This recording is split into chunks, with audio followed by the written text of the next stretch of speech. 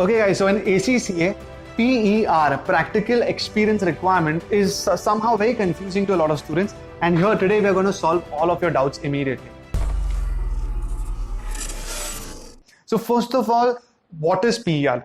In ACCA, if you finished all your 13 exams but not this PER, you are known as an ACCA affiliate. Once you complete the PER, you become something known as an ACCA member. Now, we always recommend at Zell that you ensure you become a member, because number one, all your hard work is paying off, because you can only as a member, you can use the ACCA credentials to your name.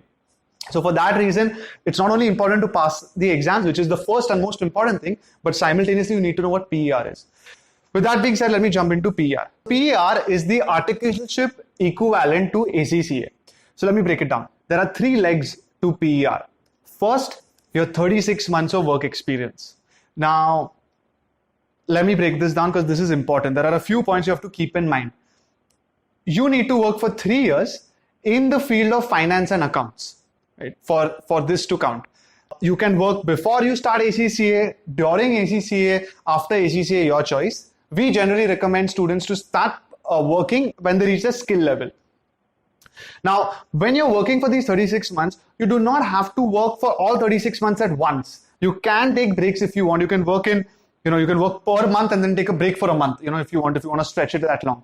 The companies you work at, again at Zell, we recommend that if you are pursuing ACCA, work in a CA firm to fulfill your PER, but that's not necessary. You can work in a CA firm if you have your dad's business and he's in the restaurant field and you want to work in his accounting department, that will also count. You can shift 36 different companies if you want in 36 months. You just need a total aggregate of 36 months of work experience. And how do you also measure this? In your My ACCA account, you will have to ensure that you put up, okay, look, I've worked for 1 month in this company or 1 year in this company. It goes to your senior and your senior has to approve it, and that's how ACCA knows it's counted.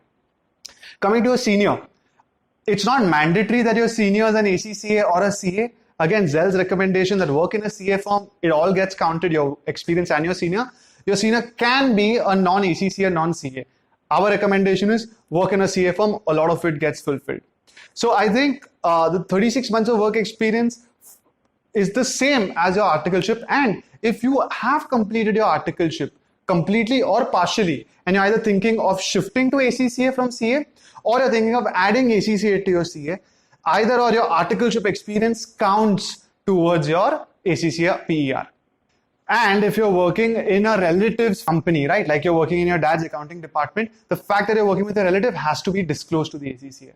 Also, out of the 36 months, 12 months can be counted towards lecturing. So we actually have some of our faculties who are affiliates and they use their teaching experience here to count towards their PER experience. Second leg of PER are the performance objectives.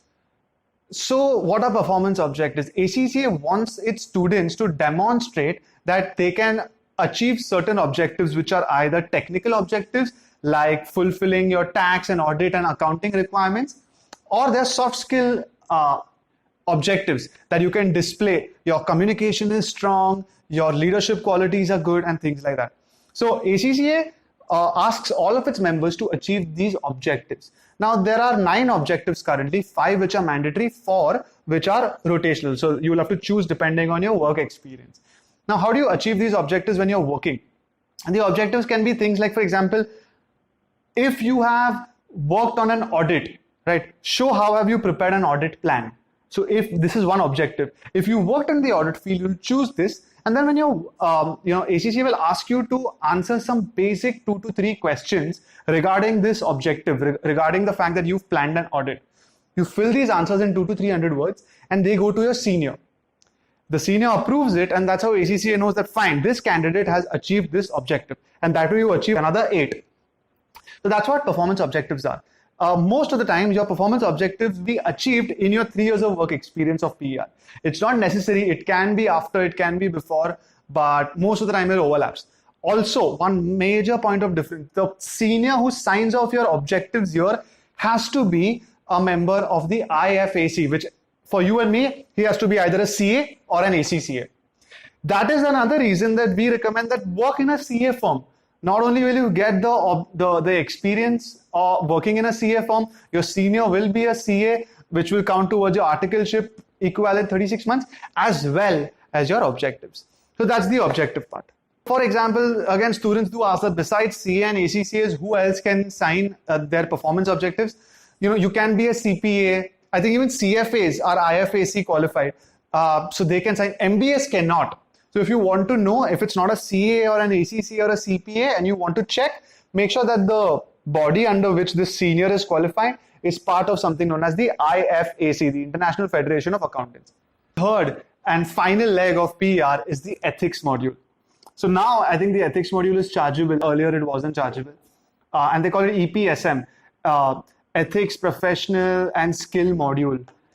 This is pretty simple. It's basically that you can do this anytime at home, anytime during your exams, in your knowledge, skill or P level. You basically sit at home, go through this entire module. It's not exactly an exam, but they have a lot of details about how to approach situations from an ethical standpoint. And you have to answer things which are right or wrong, obviously. So you don't fail if you give wrong answers, but you cannot clear it. So you have to keep giving this exam till you clear. So it's 68 pounds. The fees have changed a little bit. And yeah, so you answer these questions with a yes or no. You get the right answers and you get done with the ethics module.